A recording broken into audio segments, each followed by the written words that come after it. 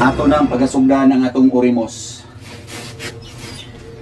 O Diyos ko nga nagpasan sa dakong cross para sa pagtubos sa mga kalag, sa mga congressman, kontraktor, senador ug sa mga dagko nga buhaya sa Malacañang nga mao'y nagtukob, naglamoy sa pundo sa kaban sa atong nasod, tubag. Dili ra madugay mga dakpan ra na sila.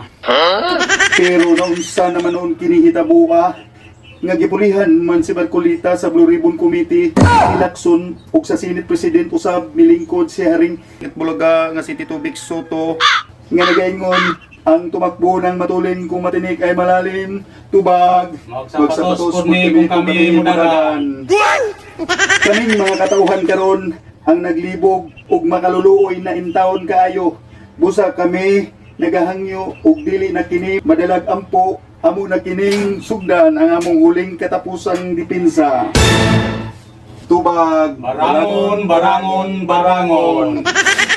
Tubag mo siya doon. 5 minutes sa bayhatag sa ato ni Makulita nga makatubag ta. Tubag ya. Tubag ba? Ug amo nang sugdan ang amo ang katapusang depensa. Amo na kining barangon. Ang mga tao nga nagpahimulo sa kaban sa atong nasod katong mga nagkuntihan, amo nang busdikan. Kini!